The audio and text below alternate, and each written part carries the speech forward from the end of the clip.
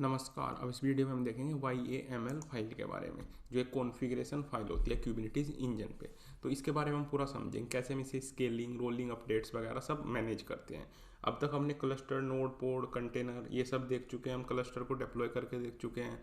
Last video में हमने engine software को भी डिप्लॉय करके देखा था यूजिंग कंसोल इंटरफेस। लेकिन रियल वर्ल्ड प्रोडक्शन में ऐसा नहीं होता कि हम कंसोल से नहीं करते हैं काम, क्योंकि हमारी ऐप काफ़ी बड़ी होती है, उस पर काफ़ी सारे कंटेनर्स होते हैं। कंटेनर्स को पोर्ट्स में रैप करके रखते हैं हम, तो वो इतने ज़्यादा हो जाते हैं कि उन्हें हम बार बार अपने पोर्टल पे, कंसोल पे जाके सेटिंग करेंगे तो उसमें एरर होने का भी चांसेस होता है। और हमें सेम कॉन्फ़िगरेशन की दूसरी ऐप हमें मान लो बनानी है, तो हमें पूरा दोबारा करना पड़ेगा। तो हम क्या करेंगे, कॉन्फ़िगरेशन फाइल लिखते हैं, YAML फाइल जिसे हम बोलते हैं। उसमें सारी सेटिंग लिखते हैं कि हमें कौन सा पोर्ट है जो हमें रन करना है, उसे कैसे हमें स्केल करना है, स्केल के टाइम कितने नए पोर्ट बनने हैं, कितने पुराने पोर्ट डिलीट होने हैं, तो उस तब का कौन से वर्जन पे हमें उसे चलाना है। तो पूरी इन्फॉर्मेशन हम YAML फाइल में जो है लिखते हैं। तो इससे पहले हम इसे दोबारा समझने से पहले हम एक इंजन सॉफ्टवेयर दोबारा इंस्टॉल करते हैं। जैसे हमने क्लस्टर तो बना ही रखा है, हमने जो इनिशियली जो वीडियो में बनाया था वही हमारा बना हुआ है क्लस्टर। तो हमें वर्कलोड पे जाके जो हमने लास्ट वीडियो में किया था, इंजन सॉफ्टवेयर को इंस्टॉल किया था, वो हम दोबारा करके देखते हैं यहाँ पे। तो आपको क्रिएट डेप्लॉयमेंट करना है यहाँ पे। तो इसका आप नाम रख सकते हो वेब ऐप, कुछ भी नाम रख सकते हो आप, वेब ऐप। तो बाकी आपको सब एज इट इज रखना है। इन सब के बारे में हम पढ़ चुके हैं, क्या लेवल्स का मतलब क्या होता है, नेम स्पेस का मतलब क्या होता है। लास्ट वीडियो में हमने बहुत कायदे से देखा हुआ है ये सब। कंटेनर डिटेड, तो बाय डिफॉल्ट आपका इंजन सॉफ्टवेयर जो है इसमें इंस्टॉल होता है, इसमें लेटेस्ट आ रहा है, इसका मतलब इसका जो लेटेस्ट वर्जन होगा वो इस पर इंस्टॉल हो जाएगा। उसके बाद आपको एक्सपोज करना है। एक्सपोज का मतलब ये है कि हम इसे HTTP जो हमारी वो होती है वेब ब्राउजर से कैसे इंस्टॉल कर सकते हैं। जैसे उसमें हमने VM में किया था, इसका हमारा फ्रंट जो है वो पेज आ जाएगा, जैसे वेलकम टू इंजन सॉफ्टवेयर। तो उसमें पता चल जाएगा कि हमारा जो है वेब जो सर्वर है ये इंस्टॉल हो चुका है। तो इसे हम डिप्लॉय करके देखते हैं। यहाँ पे भी आप YAML फाइल देख सकते हो। जब ये डिप्लॉय होगा ना, तो इसकी ऑटोमेटिक जो YAML फाइल है वो जनरेट हो जाएगी। अभी तो हमने ये UI से किया है, कंसोल से किया है, तो ये ऑटोमेटिक इसकी YAML फाइल जो है क्रिएट कर देगा। थोड़ा सा टाइम लगेगा इसे डिप्लॉय होने में। उसके बाद हम पूरा समझेंगे कि YAML फाइल क्या होती है। पहले एक बार हम इसे YAML फाइल को देख लेते हैं इंस्टॉल होने के बाद, फिर हम उसकी एक एक चीज़ को समझेंगे, कैसे हम उसे मैनेज करते हैं। फिर इससे नेक्स्ट वीडियो में हम स्केलिंग वगैरह का पढ़ेंगे, कैसे हम ऑटो स्केल करते हैं। जो जैसे हमने VM में पढ़ा था, हमने MIG पढ़ा था, उस पर मैनेज इंटेंस ग्रुप की, कैसे हम ऑटोमेटिक लोड बढ़ने पे VM ऑटोमेटिक क्रिएट हो जाए और जैसे ही लोड कम हो तो VM अपने आप डिलीट हो जाए। तो ये हमने VM में देखा था। उसी तरीके का काम हम इसमें भी देखेंगे, GKE में भी। तो ये हमारा इंस्टॉल हो चुका है। तो जैसे ये इंस्टॉल होगा तो यहाँ पे आप YAML में आके यहाँ पे आप ये सब देख सकते हैं। ये हमारी वो YAML फाइल होती है। जब हम अपनी ऐप बनाएंगे, जैसे ये हमारा क्यूबरनेटिस की बेसिक्स हम कंप्लीट करके एक पूरा प्रोजेक्ट बनाएंगे, लास्ट में एक फूड डिलीवरी ऐप बनाएंगे जिसमें हम काफ़ी सारी माइक्रो सर्विसेज ऐप बनाएंगे। जैसे ऑर्डर सर्विस होगी, हमारी पेमेंट सर्विस होगी, हमारी नोटिफिकेशन सर्विस होगी, डिलीवरी सर्विस होगी। इस तरीके की छोटी छोटी ऐप बनाएंगे हम जिन्हें माइक्रो सर्विसेज बोलते हैं। फिर उनका अलग अलग कंटेनर बनेगा, कंटेनर पोर्ट के अंदर जाएगा जब हम इस पर डालेंगे। सब हमने देखा हुआ है चीज़ें। तो उसमें हम ये जो फाइल होती है YAML वो खुद से बनाते हैं। ऐसे नहीं है कि हम इसे पोर्टल से नहीं करेंगे जैसे हम यहाँ पे कर रहे हैं डिप्लॉय। उसे हम क्या करेंगे, उसे हम प्रॉपर VS कोड में कोई इस फाइल को बनाएंगे, तो उसमें उसका सारा पूरा कॉन्फ़िगरेशन होगा। जैसे हम किस इसके जो ये API वर्जन app.v1 जो किस क्यूबरनेटिस की APIs होती हैं काफ़ी, तो उसके कौन से वर्जन पे हम इसे वो इंस्टॉल करना है, कौन से वर्जन पे हम इसे रन कर रहे हैं, वो यहाँ पे डालेंगे। अब ये कितने तरह के होते हैं वो सब भी हम देखेंगे।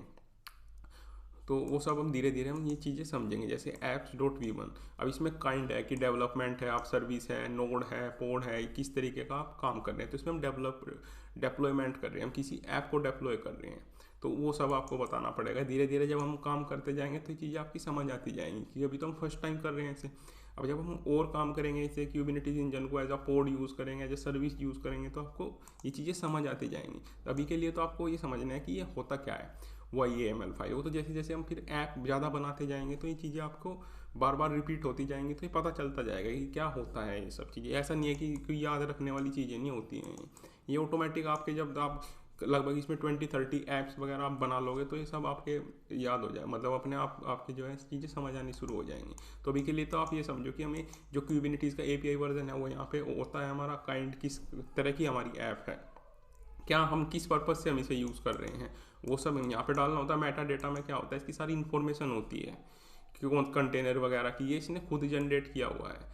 तो हम अपनी जब हम खुद बनाएंगे तो उसमें हम फिर इसकी इन्फॉर्मेशन वगैरह डालते हैं मेटा डाटा में कि हाँ क्या कंटेनर है, नाम वगैरह वो सब हम इसमें डालेंगे। ये सब इसने खुद जनरेट किया हुआ है, UID वर्जन, रिसोर्स वगैरह। फिर स्पेसिफिकेशन आते हैं। स्पेसिफिकेशन में आप देख सकते हैं यहाँ पे रेप्लिकास, यहाँ पे 3 रेप्लिकास लिखा हुआ है। अब आपको मिनिमम मान लो 5 रेप्लिकास यहाँ पे रन करनी है, तो आप इसे यहाँ से 5 कर सकते हो, तो ऑटोमेटिक 2 कोड और बन जाएंगे आपके। लेकिन अभी आप ये फ्री ट्रायल यूज़ कर रहे हो तो इसमें लिमिट होती है CPU पावर की, इसमें कुछ लिमिट होगी। ऐसा नहीं कि आप 10 रेप्लिकास बना लोगे या 15 बना लोगे, तो वो परमिशन नहीं है आपके पास अभी। उसके लिए आपको बिल देना पड़ेगा, क्योंकि जो फ्री ट्रायल होता है उसमें भी एक लिमिट होती है, आपको उतना ही CPU पावर मिलेगी। ऐसे नहीं है कि इसमें आप अनलिमिटेड CPU पावर यूज़ कर लोगे, कि आपके क्रेडिट बचे हुए हैं तो आप CPU की पावर ज़्यादा यूज़ कर लोगे, ये नहीं होता, उसमें लिमिट होती है उसकी भी। तो आप 3, 4, 2 इससे ज़्यादा नहीं बना पाओगे फ्री ट्रायल में। उसके लिए फिर आपको पेड अकाउंट करना पड़ेगा, यहाँ से मतलब पूरा से अपग्रेड करना पड़ेगा अपने अकाउंट को, तब आप ज़्यादा बना सकते हो। तो आप 2, 3 इतने बना के देख सकते हो। अगर आप ज़्यादा बनाने की कोशिश करोगे तो एरर आ जाएगा, बन नहीं पाएंगे, वो लिमिट एक्सीडेड करके कुछ एरर आ जाएगा आपका। तो ये जैसे रिवीजन हिस्ट्री लिमिट की कितने आपको पुराने वर्जन रखने हैं, मान लो आपने कोई अपडेट किया नए वर्जन में, उसमें एरर आ गया, तो ये क्या करेगा, दोबारा आपके पुराने वर्जन पे ट्रैफिक को शिफ्ट कर देगा। तो उस तरह के कितने वर्जन आपको रखने हैं वो यहाँ पे रख सकते हो आप। फिर इसी तरीके से स्ट्रेटेजी जैसे आपके ये है, इसमें रोलिंग अपडेट्स जैसे हम करते हैं, इसमें 2 चीज़ें आपको देखने को मिलती है, मैक्सिमम सर्च और मैक्सिमम अनअवेलेबिलिटी। इसको हम समझेंगे। चलो अब हम पहले से पूरी फाइल को समझ लेते हैं, उसके बाद फिर दोबारा आएंगे इस पर। अब आपके थोड़ा समझ में आया होगा कि YAML फाइल होती क्या है। तो it is a human readable configuration format use to describe how system could run. तो ये एक तरह का इंस्ट्रक्शन फाइल है, एक इंस्ट्रक्शन दे रहे हैं हम क्यूबिनिटीज। अब क्यूबिनिटीज क्या करते हैं, हमारे कंटेनर को मैनेज करते हैं, कंटेनराइज ऐप को मैनेज करते हैं, उन्हें अपग्रेड करना वो करना काफ़ी ईजी कर देता है हमारे लिए। नहीं तो मान लो हमारी 50 तरह की छोटी छोटी ऐप से मिलकर एक बड़ी ऐप बन रही है, अब उन्हें हमें अपडेट करना है अलग अलग कुछ कुछ वर्जन्स पे या उस पर, तो उसे सबको मैनेज करने का काम करता है। तो उसे हमें इंस्ट्रक्शन देते हैं कि उसे कैसे काम करना है, काम करने का उसे इंस्ट्रक्शन देते हैं इस फाइल के अंदर। ये एक ह्यूमन रीडेबल कॉन्फ़िगरेशन होता है जिसे हम भी देख के पढ़ सकते हैं। ये ऐसा नहीं है कि कोई जावा में हमने कोई कोड लिख दिया या C++ में लिख दिया कि इसे कोई प्रोग्रामर ही रीड कर सकता है, ऐसा नहीं है। नॉर्मल कोई भी ह्यूमन इसे रीड कर सकता है। तो एक तरह से हमने इंग्लिश में लिख दिया तो इसमें आराम से रीड होके हमारे समझ आ जाएगा कि हमने क्या इंस्ट्रक्शन दिए हुए हैं। तो इसका कुछ पर्टिकुलर ये फॉर्मेट होता है लिखने का, और इसमें हम अपना सारा इंस्ट्रक्शन लिख देते हैं क्यूबिनिटीज इंजन का। तो ये सारा YAML फाइल में होता है। तो YAML फाइल डिफाइंस करता है जैसे हमारा कंटेनर कौन सा कब रन करेगा, स्टार्टिंग में कौन सा कंटेनर रन करेगा, वो सब इसमें हम ये मतलब होता है कि स्टार्टिंग में कौन सा कंटेनर चलेगा जब हम ऐप रन करेंगे, उस तरह का सारा काम इसमें हम लिखते हैं, सारी इंस्ट्रक्शन। इस तरह के हम ऐप बना के भी देखेंगे, लास्ट में एक पूरा प्रोजेक्ट बनाएंगे हम, पूरा खुद से YAML फाइल बना के देखेंगे। उसमें हम समझेंगे कि सारा किस तरीके से काम होता है। कितने आपके रेप्लिकास रन करेंगे, रेप्लिकास मतलब जैसे आपके जो पोड होते हैं उनकी कॉपीज़ होती हैं। जैसे एक कंटेनर होगा वो पोड में रैप होगा। पोड क्या होता है, स्मॉलेस्ट यूनिट डिप्लॉयमेंट यूनिट होती है जो नोड पे हमारी चलती है। अब उसकी कितनी कॉपीज़ रन करेंगी, मिनिमम इतनी कॉपीज़ तो रन करनी ही चाहिए आपका। वो तो आपके डिपेंड करेगा आपका वर्कलोड कैसा है, कि आपकी ऐप डाउन ना हो, यूज़र एक्सपीरियंस अच्छा हो, तो मिनिमम आपकी मान लो 5 रेप्लिकास तो रन होनी ही चाहिए। तो वहाँ पे आप ये चीज़ लिख सकते हो। विच पोर्ट टू एक्सपोज, ये सब हम पढ़ेंगे। लोड बैलेंसर हम के बारे में जब हम इसमें पढ़ेंगे ना, उसमें देखेंगे पोर्ट्स वगैरह का क्या यूज़ होता है इसमें। लेबल सिलेक्टर ये हमने देखा हुआ है ही, उसमें सारा हम डालते हैं लेबल्स को, जिससे हम ऑर्गेनाइज कर पाएँ अपने पोर्ट्स वगैरह। हमारे इतने सारे हो जाते हैं कि उसमें ऑर्गेनाइज करने के लिए हम उनके नाम रख लेते हैं लेबल्स के, कि ये जैसे मान लो फूड डिलीवरी का है, ये हमारा ऑर्डर्स का है, तो इस तरीके से हम इसमें नाम रख लेंगे। फिर रिसोर्सेज की लिमिट लगा देते हैं, जैसे CPU पावर की लिमिट लगा दी हमने, उसमें मेमोरी की यूनिट लगा दी कि मैक्सिमम इतनी CPU यूज़ करेंगे, इतनी हम मेमोरी यूज़ करेंगे। तो ये इस तरह के जो काम है ना, ये सब डिफाइंड होते हैं हमारे YAML फाइल में। तो YAML is the blueprint of our application deployment. तो एक तरह का उसका इंस्ट्रक्शन होता है, उसका पूरा ब्लूप्रिंट होता है हमारी ऐप का। इसे देख के आप पूरा समझ सकते हो कि हमारी ऐप किस तरीके से GKE पे रन करेगी। अब की इसकी इंपॉर्टेंस क्या होती है YAML की, एक तो इंफ्रास्ट्रक्चर एज अ कोड, ये आपको देखने को मिलेगा। अब आगे इसमें क्या होता है, everything is written as a code instead of clicking button. अब ऐसा नहीं है कि आप UI में जाके बार बार सेटिंग कर रहे हो वहाँ पे कि ये ऑफ करना है हमें, ये इसे यहाँ पे डिप्लॉय करना है, अब हमें ये वर्जन सेलेक्ट करना है, तो आपको बार बार ऐसे कंसोल पे नहीं जाना, आपको तो एक फाइल में लिखना है। फाइल में आपने पूरा कॉन्फ़िगरेशन लिख लिया, उसे उसके साथ अटैच करके डेप्लॉय कर दिया आपने। तो जो क्यूबरनेटिस होगा वो क्या करेगा, सबसे पहले आपकी YAML फाइल को रीड करेगा, उसके बाद फिर उसके उस हिसाब से आपकी जो है ऐप को रन करेगा वो। तो वो आपने इंस्ट्रक्शन दे दिया, instruction infrastructure as a code इसे हम बोलते हैं। उससे आप वर्जन कंट्रोल बहुत अच्छे से कर सकते हो। मान लो जैसे आप गिटहब पे अपना कोड डालोगे तो अलग अलग वर्जन होंगे, कौन से वर्जन में कौन सी YAML फाइल को उसे रीड करना है। तो इस तरीके से आप से वर्जन कंट्रोल कर सकते हो। आप नए नए वर्जन लेके आओगे ऐप के, आपको ऐप को अपडेट करोगे तो उससे आपको काफ़ी ईजी रहेगा। फिर ऑटोमेशन में इसका यूज़ आएगा, इसे ऑटोमेशन को भी हम पढ़ेंगे। जब GK हम कंप्लीट कर लेंगे, इसका प्रोजेक्ट बना लेंगे, उसके बाद हम बिग डेटा मॉड्यूल करेंगे, उसके बाद फिर हम मशीन लर्निंग मॉड्यूल करेंगे। मशीन लर्निंग वाले मॉड्यूल के बाद हम करेंगे डेवऑप्स, उसमें हम पूरी असेंबली लाइन बनाएंगे, कैसे हम GKE से मशीन लर्निंग पाइपलाइन से CI/CD पाइपलाइन बनाएंगे, क्लाउड बिल्ट यूज़ करेंगे हम उसमें। फिर हम पूरा जैसे एक प्रोडक्शन में होता है कि हम VS कोड से कैसे हमारा गूगल क्लाउड तक हमारा जो है कोड जाता है, क्या क्या उसमें बीच में होता है, वो सब हम सीखेंगे ऑटोमेशन में। फिर हम observability, cost optimization, advance security, ये सब मॉड्यूल भी कवर करेंगे आगे जाके। तो वहाँ पे आपके ये जो हम पढ़ रहे हैं ना सारा दोबारा भी आ जाएगा, बहुत चीज़ें रिपीट होनी स्टार्ट हो जाएंगी आगे ना। तो फिर उससे आपकी पूरा बेस बन जाएगा अच्छा सा। इसमें कंसिस्टेंसी रहेगी कि आपको अदर एनवायरनमेंट मतलब और आपकी ऐप्स डालनी है आपको। अब आपके पास तो फाइल है तो आपको बार बार लिखने की जरूरत नहीं, आप सेम जो है अपनी कॉन्फ़िगरेशन फाइल को यूज़ कर सकते हो बार बार। ऐसा नहीं कि आपको बार बार कंसोल में जाके सेम सेटिंग करनी है, सेम काम आपको दोबारा नहीं करना पड़ेगा। आपने एक बार अपना कॉन्फ़िगरेशन लिख दिया, उसे आप अदर जो आपकी ऐप्स हैं उसमें भी आप उसे यूज़ कर सकते हो। तो ये फ़ायदा होता है YAML फाइल का। तो एक तरह का इंस्ट्रक्शन फाइल होती है क्यूबरनेटिस इंजन के लिए। तो इसमें हमने इस तरह की ये चीज़ें आपने देख ली। इसमें हमने सारी लिमिट्स वगैरह सेट करते हैं, रेप्लिका, हिस्ट्री, वर्जन, ये सब देख लिया हमने। जैसे हम अपडेट्स के बारे में बात कर रहे थे, मैक्सिमम सर्च और मैक्सिमम अनअवेलेबिलिटी। अब मैक्सिमम सर्च का मतलब होता है, अब इसे भी हमें वहीं समझना पड़ेगा। एक तो होता है इसमें मैक्सिमम सर्च, एक होता है मैक्सिमम अनअवेलेबिलिटी।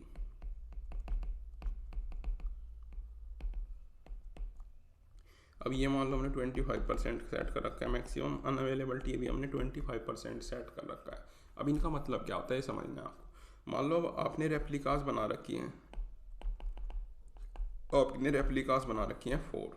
अब 4 का 25% होगा 1। तो इसका मतलब ये है जब आप अपडेट निकालोगे ऐप का, आप नया वर्जन अपडेट करोगे, तो जो आपके पोड हैं अभी तो उन पर पुराना वर्जन चल रहा है। तो अपडेट का मतलब क्या होता है, जितने भी आपके पोड रनिंग है, जैसे आपके 4 पोड अभी चल रहे हैं, अब मान लो इनके 4 पोड अभी रेप्लिकास का मतलब क्या होगा, पोड मतलब ये कंटेनर होगा, कंटेनर पोड पे ऐप होगा। तो आपके पोड रन करते हैं नोड्स पे। नोड्स एक फिजिकल सर्वर होता है, जैसा आपका कंप्यूटर होता है, आपकी VM होती है नोड। तो नोड पे आपके पोड रन करते हैं। अब मान लो आपके 4 पोड हैं, है ना, वो रन कर रहे हैं, उन पे वर्जन रन कर रहा है मान लो 1.1, और आपने क्या किया है, वर्जन अपडेट किया 1.2। अब क्या होगा, सारे पोर्ट डिलीट होंगे और नए पोर्ट जनरेट होंगे। तो नए पोर्ट जनरेट हो गए, उन पे वर्जन आएगा 1.2। तो इसके बीच में क्या होगा वो यहाँ से डिफाइन होगा। मैक्सिमम सर्च का मतलब होता है, मैक्सिमम सर्च आपने 25 का रखा है, तो 4 का 25% आएगा 1। तो इसका मतलब हमने उसे परमिशन दे रखी है अपने क्यूबरनेटिस इंजन को कि आप एक नया पोर्ट बना सकते हो। और साथ ही साथ हमने एक और परमिशन दे रखी है उसे मैक्सिमम अनअवेलेबिलिटी, ये भी हमने 25 कर रखा है। मतलब आप मैक्सिमम, इसका भी मतलब 1 होगा कि आप एक ही डिलीट कर सकते हो पोर्ट। मैक्सिमम अनअवेलेबिलिटी का मतलब होता है कि कितने आप उन्हें डिलीट कर सकते हो। तो डिलीट कितने कर सकते हो, 25%। आप एक ही डिलीट कर सकते हो, एक ही नया बना सकते हो। तो ये क्या करेगा क्यूबरनेटिस इंजन, GKE क्या करेगा, इसमें एक पोर्ट आपका डिलीट कर देगा। अब आपके जो 4 पोर्ट हैं उसमें से एक पोर्ट डिलीट हो जाएगा, एक पोर्ट डिलीट हो जाएगा और एक पोर्ट आपका नया बन जाएगा। तो आपके 3 पोर्ट तो पुराने रहेंगे ही रहेंगे, एक पोर्ट आपका न्यू बन जाएगा। तो जैसे ये न्यू पोर्ट बनेगा तो जो आपका सारा ट्रैफिक है ये नए वाले पे शिफ्ट कर देगा। जो आपका पूरा ट्रैफिक है ये हो जाएगा नए वाले पे शिफ्ट। जैसे ही नए वाले पे पुराना ट्रैफिक होगा आपका शिफ्ट, तो ये पुराने आपके 3 जो पोर्ट थे उन्हें कर देगा डिलीट। तो वो डिलीट कब होंगे, जब आपका नया क्रिएट होकर सारा ट्रैफिक डाइवर्ट हो जाएगा। तो इससे क्या होगा, आपका डाउन टाइम नहीं आएगा। जैसे ही आपकी अपडेट होगी ऐप, तो यूजर्स को पता ही नहीं चलेगा कि आपकी ऐप जो है अपडेट हो चुकी है। कोई डाउन टाइम नहीं आएगा। ऐसा नहीं होगा कि उनके क्रैश कर गई ऐप या कोई पेमेंट नहीं कर पा रहा है या हमें कोई यूज़र्स को टाइम देना है कि इससे इस टाइम आपकी ऐप जो है काम नहीं करेगी, तो उस तरह का काम नहीं होगा। तो इसमें क्या होगा, जैसे ही आप अपडेट करोगे तो वो जितने आपने मैक्सिमम सर्च कर रखा है उतने पहले पोर्ट बनेंगे नए, सारा ट्रैफिक नए पे डाइवर्ट होगा। उसके बाद वो देखेगा कितने डिलीट करने हैं, फिर वो उतने डिलीट करेगा, उतने मैक्सिमम, मतलब आपने इसमें मैक्सिमम एनेबिलिटी 25 दे रखी है, तो इसका मतलब वो एक ही डिलीट करेगा, 3 आपके चलते रहेंगे पोर्ट। जैसे ही वो एक नया बन गया उस पर सारा ट्रैफिक शिफ्ट हो जाएगा, तो फिर वो पुराने 3 को डिलीट करके फिर नए बना देगा सारे 4। तो आपके जो है इतने पोर्ट जो है बन जाएंगे। फिर आपके जो नए पोर्ट हैं वो सारे बन जाएंगे और उनमें 1.2 जो हमारा नया वर्जन है वो इंस्टॉल हो जाएगा। तो इस तरीके का काम होता है। तो इसे हम लाइव करके भी देख सकते हैं। सबसे पहले आपको क्या करना है, यहाँ पे आके आप YAML फाइल में देख सकते हो, आपने रेप्लिकास लिखी हुई है 3। तो आपको स्केलिंग में आना है। सबसे पहले स्केलिंग में आपको ऑटो स्केलिंग को बंद करना है। ऑटो स्केलिंग को, क्योंकि नहीं तो क्या होगा ना, आप वहाँ पे रेप्लिकास मान लो आपने 2 कर दी, 3 कर दी, अब ये क्या करेगा, उसे 1 ही कर देगा दोबारा।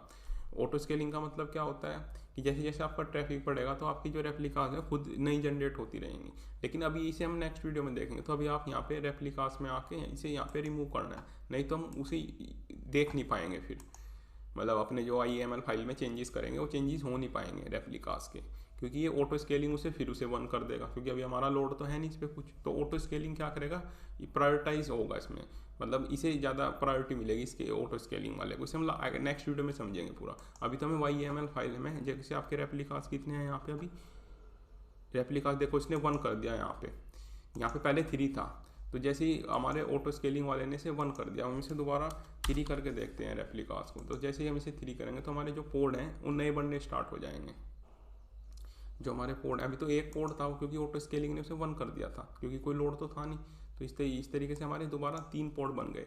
इसे आप यहाँ पे क्लस्टर पे आके भी देख सकते हो, उन कमांड्स यूज़ करके जो हमने फर्स्ट वीडियोज़ में की थी, फर्स्ट सेकंड वीडियोज़ में। तो आपको क्लस्टर पे आना है, क्लस्टर को कनेक्ट करना है क्लाउड सेल से, उसमें हमें कमांड रन कर सकते हैं, जिससे हम नोड और पोर्ट अपने देख सकते हैं कि हमारे नोड्स कब बने हैं, कब क्रिएट हुए हैं, उनकी क्या लाइफ है, वो सब हम यहाँ पे देख सकते हैं। उससे आपको पता चल जाएगा कि आपके पोर्ट जो है वो अपडेट कब हुए हैं। तो उस तरह का काम आप यहाँ पे करके देख सकते हैं। तो इसे आपको कनेक्ट करना है, आप एंटर करेंगे तो ये कनेक्ट हो जाएगा आपका। तो उससे आपको कमांड रन करनी है KUBECTL गेट नोड्स। इससे तो आप नोड्स देख सकते हो, ये आपके नोड्स हैं। अब नोड्स तो हम इसमें कंट्रोल करेंगे ही नहीं, कि हम तो केवल पोर्ट्स कंट्रोल कर सकते हैं इसमें।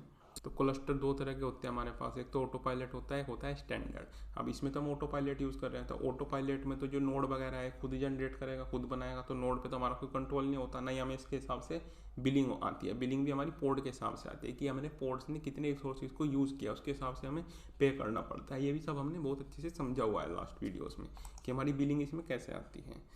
तो अब हम पोर्ट्स का देखते हैं कि हमारे कितने पोर्ट जो है इसमें रन कर रहे हैं।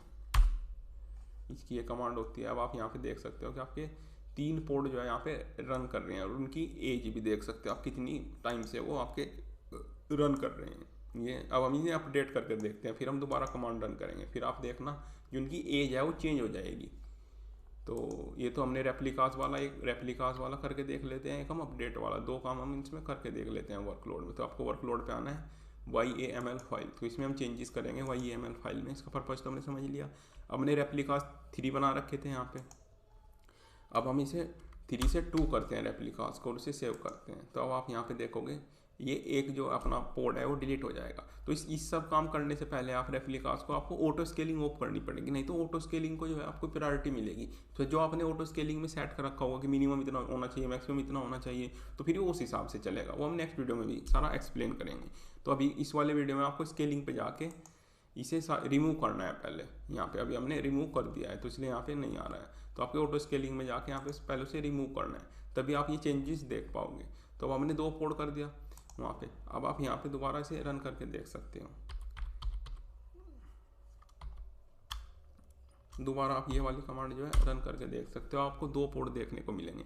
जो आपका एक पोर्ट है वो डिलीट हो चुका है। अब हम क्या करेंगे, इन्हें अपडेट करके देखते हैं, हम नया वर्जन अपडेट करके देखते हैं। अब नए वर्जन अपडेट होने में क्या होगा, तो आपके जो पोर्ट हैं दोनों अपडेट होने चाहिए। तो दोबारा डिलीट होकर दोबारा बनेंगे तो उनकी एज में चेंजेस देखने को मिलेगा आपको। अब इस वाले में तो चेंजेस नहीं मिला, ये 4 मिनट से 5 मिनट हो गया, सेम पोर्ट है हमारे। अब आप नेक्स्ट में देखना कि आपके जो पोर्ट है ना उनका नेम चेंज हो जाएगा और उनकी एज भी नहीं आ जाएगी। तो हम क्या करेंगे, इस YAML फाइल में जाते हैं, यहाँ पे एडिट पे जाते हैं ऊपर, और जो इंजन एक्स वो है, जैसे इसमें कंटेनर है, स्पेसिफिकेशन हमने कौन सा डाला हुआ है, इंजन एक्स सॉफ्टवेयर डाला हुआ है लेटेस्ट मतलब जिसका लेटेस्ट वर्जन होगा कोई भी। अब हम इसे लेटेस्ट को उठा के 1.25 वाला कोई इसका कोई भी वर्जन जो है ये वाला इंस्टॉल करके देखते हैं। अब इससे क्या होगा, जितने भी हमारे पोर्ट होंगे इनमें दोबारा इंस्टॉल होगा, तो दोबारा डिलीट होकर दोबारा बनेंगे हमारे पोर्ट। तो इसे हम करते हैं सेव। अब ये इंटरनली होगा क्या, जो हमने इसमें मैक्सिमम सर्च और मैक्सिमम अनअवेलेबिलिटी दे रखी होगी उसके हिसाब से ये अपडेट करेगा, कि पहले नए क्रिएट करेगा, सारा ट्रैफिक को नए पे डाइवर्ट करेगा, फिर हमारा पुराना लेके आएगा ये, मतलब जो पुराना जो हमारे नोड है फिर उन्हें डिलीट करेगा, पहले जो अपना नया क्रिएट करके उस पर ट्रैफिक को डाइवर्ट करेगा, जिससे हमारी ऐप जो है 1 सेकंड के लिए भी वो नहीं होगी, डाउन नहीं जाएगी। अब आप यहाँ पे देख सकते हैं कि दोनों पोर्ट के हमारे जो है नेम चेंज हो चुके हैं, और उनकी एज देख सकते हैं 21 सेकंड और 23 सेकंड। तो इस तरीके से हमने जो है इन्हें पूरा अपडेट कर दिया। अब वो इतना फास्ट हुआ है कि हमें एकदम नए ही देखने को मिले हैं, नहीं तो इसने क्या किया होगा, पहले एक नया बनाया होगा, उससे पूरा ट्रैफिक को डाइवर्ट किया होगा।